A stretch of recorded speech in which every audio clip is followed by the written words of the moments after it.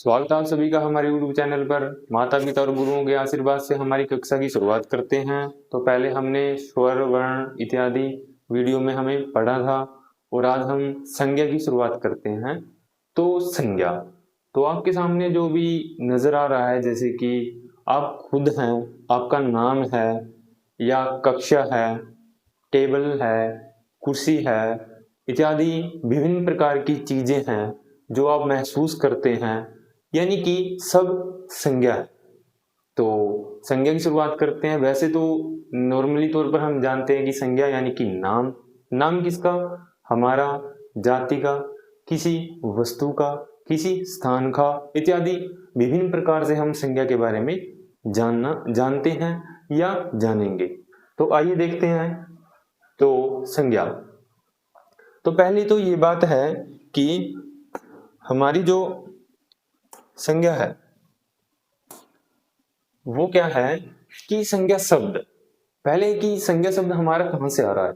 जैसे हमने पढ़ा था कि शब्द, तो आपको दिखाई दे रहा है कि जो संज्ञा है कि वो शब्द है, परंतु जो संज्ञा शब्द है वो एक अर्थ लेकर आ रहा है। जैसे कि हम बोलते हैं कि मोहन, तो क्या है, मोहन एक संज्ञा है और संज्ञा का प्रकार है व्यक्तिवाचक। वो अभी हम जानेंगे कि कितने प्रकार हैं, किस प्रकार हैं, लेकिन ये भूमिका टाइप है हमारी कि संज्ञा है कि मोहन है। तो मोहन है कंप्लीटली जो संज्ञा है वो उसका अर्थ लिए हुए है। जैसे कि मोहन जाता है, तो मोहन व्यक्तिवाचक संज्ञा है, तो मोहन पूरा अर्थ अपना लिए हुए है, इसलिए जो मोहन शब्द है वो व्यक्तिवाचक संज्ञा है। परंतु जो शब्द है हमारा, ये शब्द जो मोहन इसमें जुड़ेगा, जैसे कि मोहन जाता है, तो मोहन यहां पर पद हुआ। वाक्य में शब्द का प्रयोग हो जाना यानी कि जो अर्थ रखता है वो पद कहलाता है। यानी कि हम ये जो हिंदी का टॉपिक पढ़ रहे हैं संज्ञा, तो क्या है कि संज्ञा है ये हमारा पद से बिलोंग करता है, संबंध रखता है। तो हम पद में पढ़ेंगे कि जो पद है हमारे, इसके शब्द हैं संज्ञा, सर्वनाम, क्रिया इत्यादि जो पद कहलाते हैं, यानी कि ये पद का भाग है। अब आते हैं हमारा जो शुरुआत होता है संज्ञा की। तो संज्ञा यानी कि हमारा नाम, जाति, लिंग इत्यादि विभिन्न प्रकार के जो शब्द हैं, जैसे कि व्यक्ति, वस्तु, स्थान, पशु पक्षी, भाव, गुण इत्यादि का हमें बोध कराते हैं, वही संज्ञा कहलाती है। तो संज्ञा के भेद हैं हमारे 5 प्रकार हैं। तो बहुत ही सरल भाषा में पढ़ेंगे हम इसके कि पहला है हमारा व्यक्तिवाचक संज्ञा। तो व्यक्तिवाचक संज्ञा तो आपका स्वयं का नाम है, जैसे कि आपका राम, मोहन, सोहन इत्यादि, जो आपका खुद का व्यक्ति का परिचय करवाए। उसी प्रकार हमारा जातिवाचक संज्ञा, तो जातिवाचक विशेष जाति भी हो सकती है, परंतु उसके अलावा क्या है, जैसे कि गाय जाति है, तो गाय है वो सभी गायों का बोध कराएगी। कि हमने बोला कि गाय, तो गाय यानी कि प्रत्येक कहीं पर भी गाय हो तो हम उसको गाय ही बोलेंगे, यानी कि गाय शब्द से क्या हुआ, जाति शब्द का बोध हुआ। उसी प्रकार भाववाचक संज्ञा, तो भाव जैसे कि प्यार से पढ़ाना, हम आपको प्यार से पढ़ा रहे हैं तो ये भाव है, तो आपको नजर आएगा ये आप इसको देख नहीं सकते। या आप किसी पे क्रोध हो रहे हैं तो वो है आपका क्रोध का भाव, किसी से आप घृणा कर रहे हैं वो है घृणा का भाव इत्यादि। जो विभिन्न प्रकार की जो हमारे भाव हैं उनको अनुसरण करना, तो वो क्या है, भाववाचक संज्ञा। उसी प्रकार है हमारी द्रव्यवाचक संज्ञा। तो द्रव्यवाचक जैसे कि आपको नाम से ही पता लग रहा है कि द्रव्यवाचक संज्ञा, जैसे कि सोना, चांदी, पानी, दूध इत्यादि, जो हम उसको माप सकते हैं, यानी कि मेन तौर पर हमारा माप। तो समूहवाचक संज्ञा, तो समूहवाचक संज्ञा में क्या है, जो समूह का बोध करे, जैसे कि हमारी नौसेना, जैसे कि हमारी कक्षा इत्यादि, जो हमें समूह का बोध कराए। तो समूहवाचक संज्ञा, द्रव्यवाचक संज्ञा, भाववाचक संज्ञा, जातिवाचक संज्ञा और व्यक्तिवाचक संज्ञा, तो ये 5 प्रकार हैं।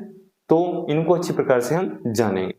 उसी प्रकार जो हमारा पहला है वो है हमारा व्यक्तिवाचक संज्ञा।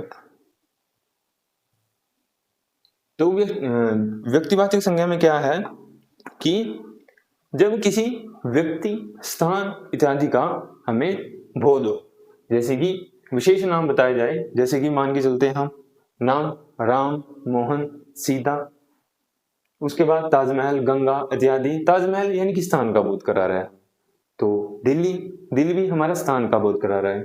उसी प्रकार गंगा यानी कि गंगा विशेष नाम से भी जान सकते हैं, जैसे गंगा नदी, या गंगा किसी लड़की इत्यादि का भी नाम हो सकता है, जो हमें प्रॉपर व्यक्तिवाचक संज्ञा का बोध कराएगा। उसी प्रकार है कि राम एक अच्छा लड़का है, तो अंडरलाइन पे यहाँ कर क्या करेंगे कि राम में कौन सी संज्ञा है, तो हम बोलेंगे व्यक्तिवाचक संज्ञा। इसी प्रकार हमारे जो प्रश्नों में यानी कि हमारे जो क्वेश्चन है पेपर में, वो इसी प्रकार आते हैं। आपको शब्द दिया जाएगा, उसमें पूछेंगे इसमें कौन सी संज्ञा है। तो जैसे कि दिल्ली है, दिल्ली भारत की राजधानी है, तो दिल्ली शब्द है, उसमें कौन सी संज्ञा है, तो वो व्यक्तिवाचक संज्ञा यानी कि स्थान का नाम है। उसी प्रकार हमारा ताजमहल है, ठीक है ना। उसी प्रकार सीता है, सीता मेरी बहन है इत्यादि, किसी का भी नाम हो सकता है। उसके चलते आगे है हमारा जातिवाचक संज्ञा, यानी कि किसी भी वस्तु, प्राणी इत्यादि की जाति के बारे में हमें बोध करा।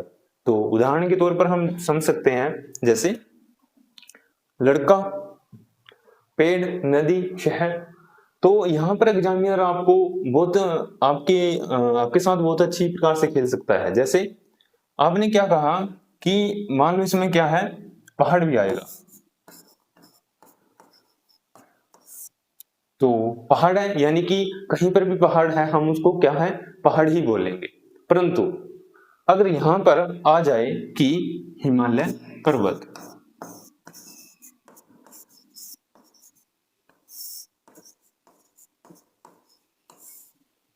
तो एग्जामिनर ने बहुत अच्छा खेला।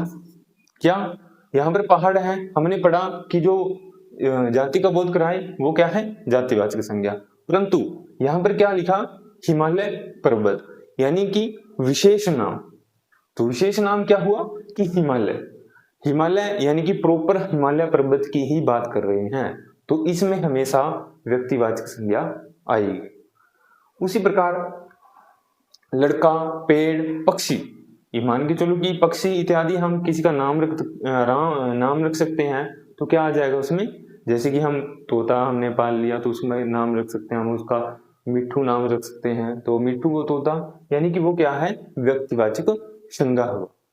उसी प्रकार नदी, जैसे कि नदी है, नदी के साथ भी खेल सकता है, जैसे कि नदी बोलेंगे हम, यानी कि सारी हमारी भारत की सभी नदियों या विदेश की नदियों के बारे में बात कर रहे हैं, तो वह क्या होगा, नदी, यानी कि नदी वो हमारा जातिवाचक संज्ञा आएगा। परंतु अगर आया कि यमुना नदी,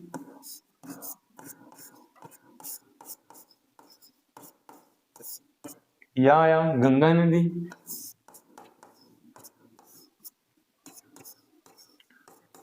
या कावेरी नदी,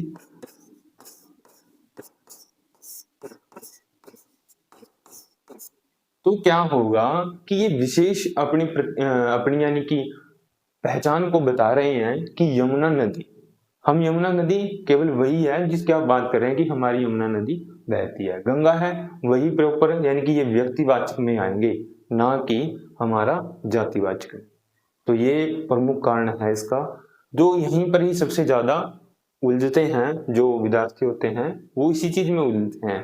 तो यहीं पर क्या है हमारा रहेगा कि जातिवाचक संज्ञा हमेशा वो बोध कराएगी हमारा प्रत्येक जाति की, यानी कि जैसे हमने बोल दिया लड़का, तो लड़का ये तो नहीं है कि आपको पर्सनली कहीं पर भी हम बोलेंगे कि वो लड़का हो जाएगा, तो हर एक यानी कि हर एक जगह वो जो लड़के को लड़की ही बोलेंगे, लड़की को लड़की ही बोलेंगे। परंतु अगर लड़के का नाम बोल दिया हमने सोहन लड़का, तो वो क्या हुआ, व्यक्तिवाचक संज्ञा। अगर हमने लड़का, नदी, गंगा इत्यादि नदियों यानी कि समूह की बात कर रही है, यानी कि नौसेना, ये जातिवाचक, अगर जाति की बात की है लड़का, तो वो क्या होगा, वो जातिवाचक संज्ञा में आएगा। तो उदाहरण क्या है, लड़का विद्यालय जा रहा है, तो क्या है, लड़का विद्यालय जा रहा है, तो यहाँ पर क्या हुआ, लड़का है वो सभी लड़कों का बोध करा रहा है, इसलिए जो लड़का है वो जातिवाचक संज्ञा हुआ। उसी प्रकार नदी है, नदी का पानी ठंडा होता है, तो नदी शब्द है, वो नदी सभी नदियों का बोध करा रही है, तो वो क्या है, जातिवाचक संज्ञा। उसी प्रकार शहर, तो शहर क्या है कि शहर में बहुत लोग रहते हैं, तो सभी शहरों का बोध करा रहा है। तो उसी प्रकार क्या है, हम जहां पर भी सभी एक से अधिक मतलब हमें व्यक्तियों का या वस्तुओं का बोध होता है जाति का, तो वो क्या कहलाएगा, जातिवाचक संज्ञा। उससे आगे है हमारा समूहवाचक। तो समूह से पता ही लग रहा है आपको कि समूह यानी कि हम, जैसे कि सेना, कक्षा या झुंड। झुंड जैसे कि ऐसा तो नहीं है कि हम झुंड बोलेंगे सभी को, तो जैसे कि हम यहाँ हमारा आएगा गाय का झुंड हो गया, भेड़ बकरी इत्यादि उनका झुंड हो सकता है। और जब हम मीटिंग ले रहे हैं, मीटिंग यानी कि हमारी सभा ले रहे हैं, तो वो समूहवाचक हो गया। परिवार की बात कर रहे हैं तो वो भी समूहवाचक हो गया। यानी कि जहां पर हमें समूह का बोध हो तो वो क्या आएगा, समूहवाचक संज्ञा। तो इसमें हम देख सकते हैं कि भीड़, हम बोलते हैं कि भीड़, वहां पर बहुत भीड़ इकट्ठा हो गई है, तो भीड़ शब्द भी क्या है, समूहवाचक संज्ञा है। यानी कि जिस संज्ञा शब्द में किसी समूह या कलेक्शन मतलब समूह बोध हो, उसे समूहवाचक संज्ञा कहते हैं। तो उदाहरण के तौर पर भीड़, सेना, तो सबसे ज्यादा आपको पेपर में मिलता है वो सेना मिलता है कि सेना शब्द में कौन सा संज्ञा है। टोली यानी कि बच्चों की टोली है, बच्चों का समूह। देखो बच्चा भी बोलते हैं, वो क्या है, अगर बच्चा बोलेंगे तो वो आ जाएगा हमारा जातिवाचक में। और यहाँ पर टोली बोली है, तो टोली यानी कि बच्चों का समूह, एक से अधिक बच्चों का समूह। और ये ज्यादातर क्या है, बहुवचन में ही मिलेगा ज्यादातर। वर्ग, विद्यार्थियों का समूह, वर्ग में बांटे जाते हैं। झुंड, जो पशुओं का झुंड बोलते हैं। परिवार, ठीक है ना, परिवार भी आ जाता है, परंतु कुछ उदाहरण होते हैं, जैसे कि हमारा उदाहरण क्या है, परिवार। तो हमने कहा कि दिल्ली के परिवार, दिल्ली कॉलोनी के जो हैं उनके परिवार वालों को सुविधा दी जाएगी, तो वो क्या है कि जाति का बोध करा रही है उसके पीछे, तो वो जातिवाचक में आएगा। परंतु अगर ऐसा कह रहे हैं कि हमारा परिवार दिल्ली में रहता है, तो वो क्या है, परिवार का बोध करवाया, तो वो क्या है, समूह। तो ये थोड़ा डिफरेंस है, जिस प्रकार से वाक्य प्रयोग किया जाएगा उसके आधार पर भी हम उत्तर देते हैं। उसे दिल्ली या दल क्या है, खिलाड़ियों का समूह। समूह पुस्तकों का समूह भी हो सकता है। पंक्ति यानी कि पंक्तियों का समूह। भीड़, ये हमने प्रयोग किया, वाक्य में प्रयोग किया गया है, जैसे कि भीड़ सड़क पर जमा है, हमारी सेना ने देश की रक्षा की। टोली यानी कि बच्चों की टोली खेल रही है, तो यहाँ पर क्या है, भीड़, सेना, टोली, वर्ग, झुंड, परिवार, दल, समूह इत्यादि हैं जो समूह का बोध करा रहे हैं, तो इसलिए ये क्या है, समूहवाचक संज्ञा। निष्कर्ष में कह सकते हैं कि किसी भी व्यक्ति, वस्तु या जीवों का हमें बोध कराए तो वो क्या है, समूहवाचक संज्ञा। उसके बाद क्या है हमारा भाववाचक संज्ञा। तो भाव हमने पहले ही शुरुआत में भूमिका में पढ़ा था। भाव जैसे कि हमारा प्यार का भाव, उसके बाद घृणा, क्रोध इत्यादि जो विभिन्न प्रकार के भाव हैं जिनको हम महसूस कर सकते हैं, ना कि हम उनको छू सकते हैं या देख सकते हैं, लेकिन थोड़ा हम महसूस कर सकते हैं कि वो हम पे गुस्सा है, या हम किसी पर गुस्सा कर रहे हैं, या हम किसी पर क्रोध कर रहे हैं। तो इस प्रकार के भाव हैं जो वो आ जाएगा हमारा कि या भाववाचक संज्ञा में। तो इसमें क्या आता है, सबसे ज्यादा आता है जैसे कि ईमानदार। ईमानदार की आप संज्ञा बताएंगे उनकी कौन सी है, ठीक है ना। इस प्रकार शब्द आते हैं जैसे कि ईमानदार का ईमानदारी, सुंदर का सुंदरता, भाव बताने में। तो यानी कि इसका क्या आएगा कि जिस संज्ञा शब्द में किसी व्यक्ति, वस्तु, स्थान के भाव, अवस्था, गुण, स्थिति, क्रिया का बोध हो उसे भाववाचक संज्ञा कहते हैं। तो उदाहरण से समझेंगे हम इसको बहुत ही अच्छी प्रकार से। जैसे कि हमारे नीचे की दिए गए उदाहरण है, वो क्या है, ईमानदारी, सुंदरता, खुशी, अच्छाई, बचपन, मिठास। मिठास आपको प्रत्येक परीक्षा में जरूर से जरूर मतलब दिखेगा आपको। स्वतंत्रता, ऊंचाई, सचता यानी कि सच्चाई, बहादुरी इत्यादि जो विभिन्न प्रकार के शब्द हैं वो आपको इसमें भाववाचक संज्ञा में मिलेंगे। तो ईमानदारी से आएगी सत्य का भाव। सुंदर यानी कि सुंदरता, जब हम किसी की अच्छाई का सुंदरता का वर्णन करते हैं, जैसे कि उसकी सुंदरता सभी प्रशंसा करते हैं, यानी कि उसकी सुंदरता की सभी प्रशंसा करते हैं। उसी प्रकार क्या है खुशी, कि बच्चों की खुशी चेहरे पर झलक रही है। तो क्या है जो खुशी है शब्द, वो क्या है, भाववाचक संज्ञा। आपको हमेशा अंडरलाइन करके ही पूछा जाएगा कि इसमें कौन सी संज्ञा है। तो इस वाक्य में क्या, यानी कि अच्छाई का अंत हमेशा अच्छा होता है। तो क्या है, अच्छाई शब्द में पूछेंगे कि कौन सी संज्ञा है, तो हम बोलेंगे कि अच्छाई शब्द में भाववाचक संज्ञा है। उसी प्रकार इन सभी शब्दों में ईमानदारी, सुंदरता, तो क्या बचपन, जैसे कि बच्चों का जो बचपन होता है उसमें भी क्या है बचपन, यानी कि वो भी भाव है एक प्रकार से। ये देखो बचपन, ये आपको दो ऐसे शब्द हैं जो परीक्षा की दृष्टि से आपको हमेशा नजर आएंगे जरूर से जरूर। जो संज्ञा किसी वस्तु, व्यक्ति के भाव, स्थान, गुण, अवस्था इत्यादि स्थिति, क्रिया का बोध कराए तो वो भाववाचक संज्ञा। उसके बाद हमारा द्रव्यवाचक संज्ञा। ये भी आपको एग्जाम की दृष्टि से मतलब कि दिखाई जरूर देगी। जैसे कि क्योंकि हम ऐसा सोचते हैं कि सोना चांदी इत्यादि है कि वो उसको द्रव में कैसे मतलब वो करें, तो कोई सोना चांदी इत्यादि भी क्या है उसमें हमेशा हमारा जो द्रव्यवाचक संज्ञा में आपको नजर आएगा, हमेशा आएगा। उदाहरण से भी आप देख सकते हैं। तो हमारी जो परिभाषा रहेगी वो यह रहेगी कि जिस संज्ञा शब्द से किसी पदार्थ या द्रव्य के नाम से बोध हो, जिसे तोला, मापा या गिना जा सके, न गिना जा सके, उसे द्रव्यवाचक संज्ञा कहते हैं। जैसे कि हमें दूध है, दूध को हम गिन थोड़ी सकते हैं परंतु तोल सकते हैं। गिनने का मतलब है जैसे कि एक दर्जन में 12 केले होते हैं, यानी कि दर्जन का भाव 12 वस्तुओं से है। जैसे कि किताब या कॉपी का भी हम कह सकते हैं कि 12 दर्जन चाहिए हमें कॉपी, तो वो आपको एक दर्जन चाहिए तो वो आपको 12 देगा, ठीक है ना। उसी प्रकार नमक, चीनी, चीनी आजकल तो बहुत रेट हाई हो गए हैं।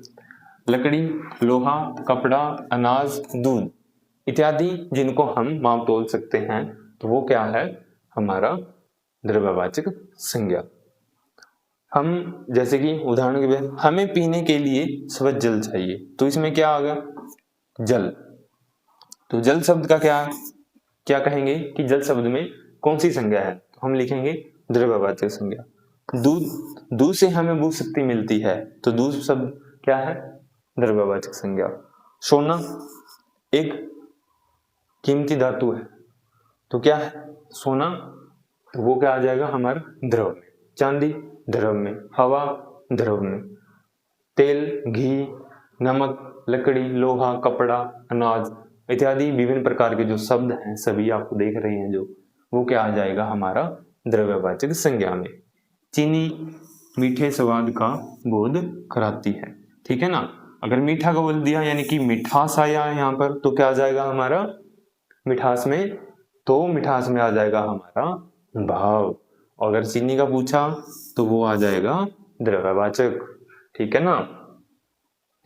तो आगे हमारा जो कंप्लीट होते हैं, तो एक थोड़ा कंफ्यूजन यह है कि आपको हमेशा जो दो अत्यंत महत्वपूर्ण उदाहरण है जैसे कि जयचंद और विभीषण, तो क्या है विभीषण और जयचंद ये कई बार व्यक्तिवाचक संज्ञा न होकर जातिवाचक संज्ञा हो जाते हैं। जैसे विभीषण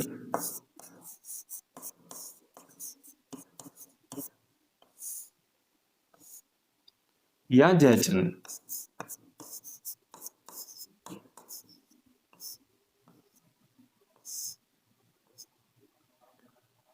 तो इस प्रकार के शब्द ऐसे हैं कि मान लो ये विभीषण है, अगर किसी का सिंपल नाम साधारणतः नाम है तो वो व्यक्तिवाचक संज्ञा में जाएगा। परंतु अगर हम ऐसा बोलते हैं कि हमारे देश में विभीषण जैसे व्यक्तियों की कमी नहीं है, तो विभीषण शब्द व्यक्तिवाचक संज्ञा न होकर एक जातिवाचक संज्ञा में जाएगा। क्यों? क्योंकि विभीषण का है, विभीषण को बोलते हैं कि घर का भेदी लंका ढाए, यानी कि एक नकारात्मक व्यक्ति की छवि आपको इसमें नजर आएगी। और जितने भी हमारे नकारात्मक व्यक्ति हैं, यानी कि उनका बोध कराने के लिए हम विभीषण इत्यादि का हम शब्द का प्रयोग करते हैं। उसी प्रकार जयचंद, तो हम बोलते हैं कि जयचंदों की हमारी कमी नहीं है, क्योंकि हमें इतिहास से पता चलता है कि जयचंद एक, यानी कि इसमें भी नकारात्मकता थी, तो हम बोलते हैं कि हमारे देश में जयचंद जैसे व्यक्तित्व की कमी नहीं है, यानी कि जयचंदों की कमी नहीं है। तो यानी कि कहने का मतलब ये है कि ये जातिवाचक संज्ञा, व्यक्तिवाचक संज्ञा न होकर जातिवाचक संज्ञा में ये जाएगा। उसी प्रकार जैसे कि गांधी परिवार इत्यादि है, उनको गांधी परिवार अगर मेन तौर पर किसी व्यक्ति का परिचय करा रहा है तो वो व्यक्तिवाचक संज्ञा में, अगर वो समूह का बोध करा रहा है तो वो क्या आ जाएगा, हमारा समूहवाचक यानी कि जातिवाचक संज्ञा में, जब समूह का यानी कि किसी जाति का बोध करा रहा है गांधी। ठीक है ना। तो इस प्रकार हमारा जो संज्ञा का टॉपिक है बिल्कुल आसान भाषा में पूरी तरह से कंप्लीट होता है। अंत तक बने रहने के लिए आपका बहुत बहुत धन्यवाद।